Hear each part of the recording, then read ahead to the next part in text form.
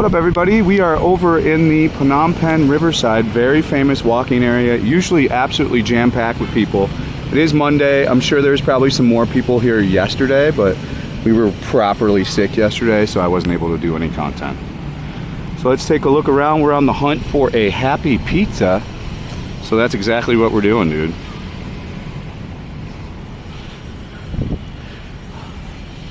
We're doubling up. I am streaming, but I will focus on the YouTube video. I have to, unfortunately, do both.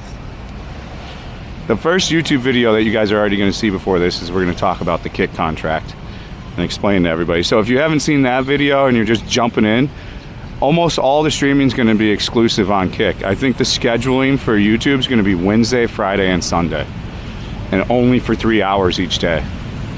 It financially doesn't make a huge amount of sense for me to stream on YouTube, even though we do good on there. I want to try to do both, but I don't want to mess up what I have with Kick either. So, yep. So right now we're on the riverside here. This is a famous area for the lady bars all up in here, and then drinking areas as well, and then happy pizzas down here.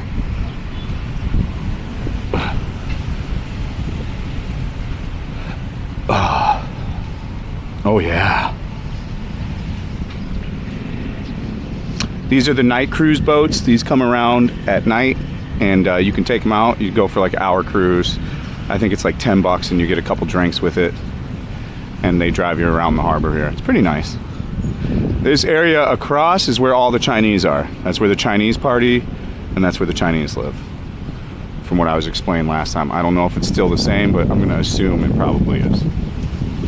As far as the main tourists that I've seen here, as I've been here, is Indians and Chinese. That's the main. Very few white people. Like very few. And the only white people that are here are like senior citizens. It's like older people. These can be as cheap as $5, these boats, but they're a little boring. You'll see. We probably do it tonight. It's not the craziest thing around. We did it last time I was here, and Chris missed it, and I went on it. There used to be party boats here too, but I don't think those exist anymore.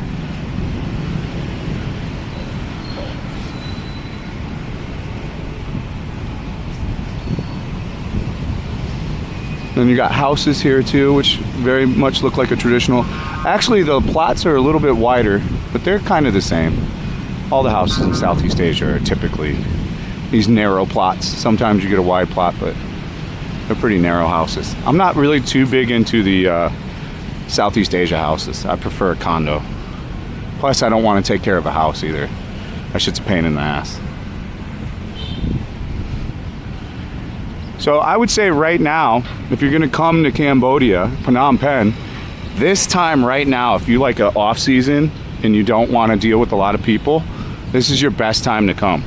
The amount of bar girls, there's probably like 300 there that are all beautiful and hot, and I think they're even more affordable than Thailand right now. You know, the inventory here is untapped. Like, as a white guy walking around those lady bars, you'll be one of the only guys there right now, and they'll treat you very well. You know, if you go back and watch any of my kick VODs, you'll see we had a good time down there in them good old lady bars. As far as Phnom Penh affordability, it's very much on the same line of like a Bangkok and a Saigon. I spend about, if I'm going cheap, I can spend like 30-40 bucks a day, and if I'm going hard, we can spend up to 100 bucks a day. So pretty much like the same thing I would spend in Bangkok. Almost 100 bucks a day. We're talking hotel, everything all in, like 100 bucks a day.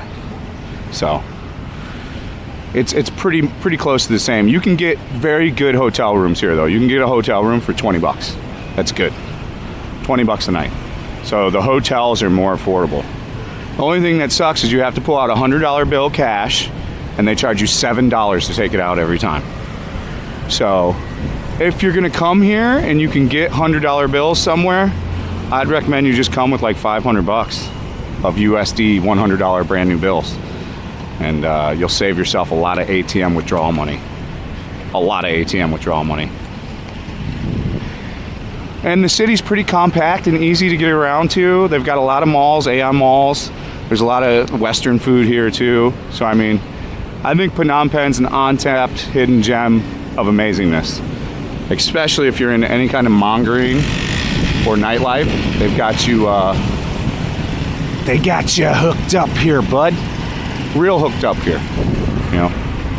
It is really, really big in the off season. I've never seen so little tourists around, to be honest with you. So if you're really looking for an area with like no tourists, Phnom Penh's gonna be your spot. I don't know if we're gonna move on to Kampot, but we probably are, just to check it out. My overall rating of Cambodia, Phnom Penh now, it's through the roof. I give it like a 7.9. I really enjoy this country. I highly recommend it. If you're a guy that enjoys Saigon and you enjoy cities in Vietnam, you're more than likely gonna enjoy this place a lot, you know. The little island we went to too last time, if you want to go look back at my old series, is good. So you're gonna really enjoy coming here if you do come here, I'm telling you. All right, we'll clip her back on. If I got anything else, I think we're gonna do the magic pizza too. So all right, now we're on the Walk Street area, which is a little bit farther down. Another famous landmark of Phnom Penh, very popular at night into the evening. This is where it is a little hot during the day, so of course there's not going to be as many people. There should be pizza around here though. Seems it's a little bit more hidden this time. I think it was a problem last time finding it too though. It took us a while. So many Indian restaurants. The most amount of stuff I'm seeing is Indian restaurants. Like Punjabi restaurants, Indian, Pakistan, Punjabi. Like just Indian restaurant after Indian restaurant. And it's all Indian food, like fucking all of it.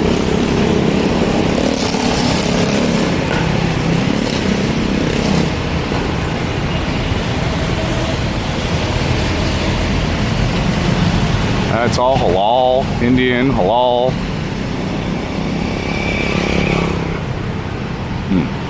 Oh, Happy Pizza, we got one.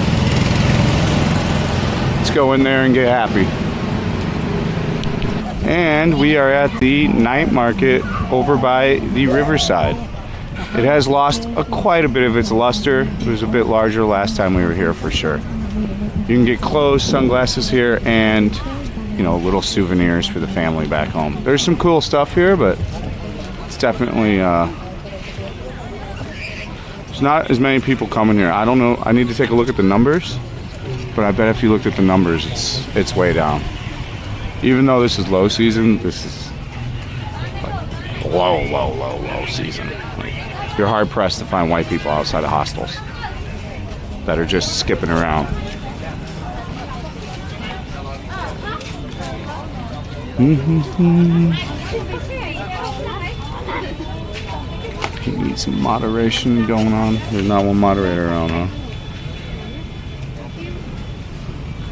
Can we get some moderation? That'd be cool.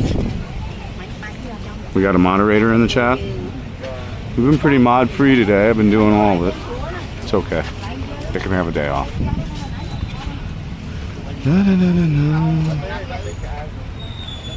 So you can get, like I said, all different shirts, knickknacks, stuff like this. They try to price this stuff from like 15 bucks on. But it's the same shit as Bentham Market, so just negotiate it to $5 or don't buy it. Fake shoes, never recommend them, but that's up to you. Those I wouldn't pay more than fucking 10 bucks for either. They're fake. Ooh, panties. Hi. Oh yeah. They were feeling the kid. They were feeling the kid. They were feeling the kid.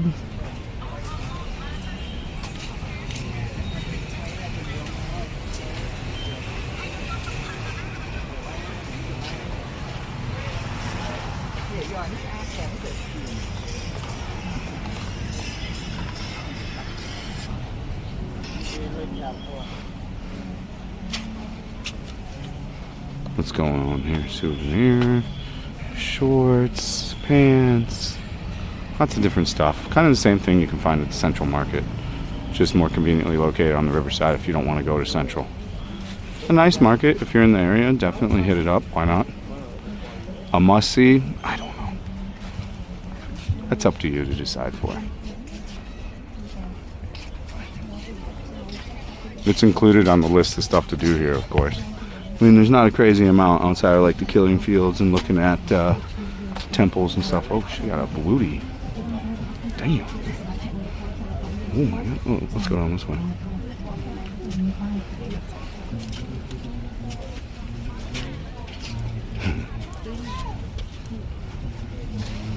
God damn.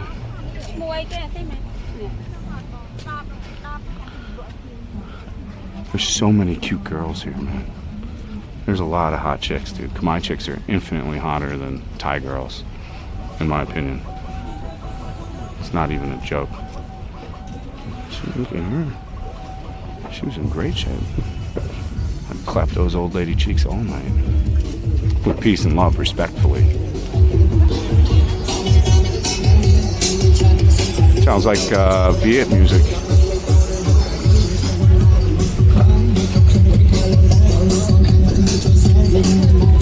What's a magic stick ice cream?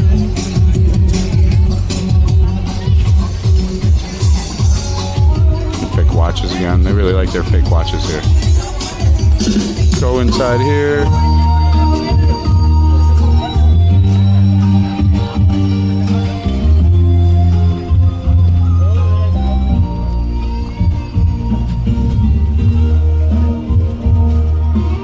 Wallets, purses, shirts, shorts. These are kind of cool down here. My underwear is riding my nuts right now, like a motherfucker.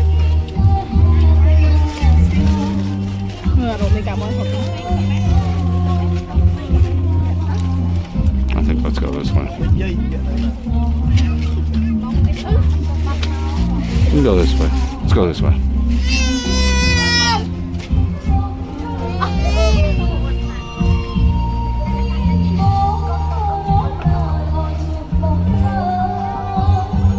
Here's the LV, here's the Versace drip, the Zara drip, Burberry drip, Patronus drip. This one's got some cool stuff. Patronus drip, bag drip, Versace drip.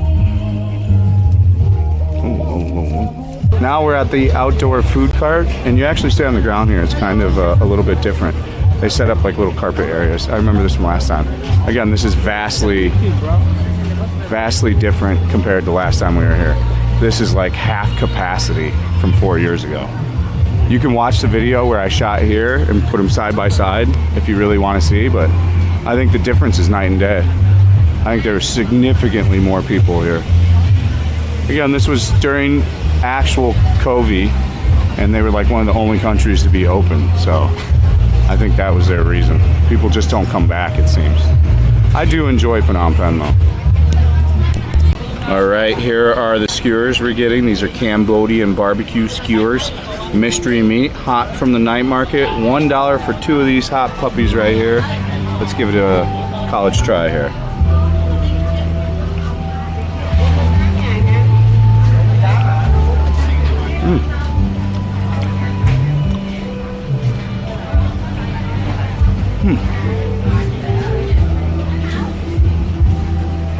The best thing I would say is mystery meat. I don't know what that is. I think it's beef.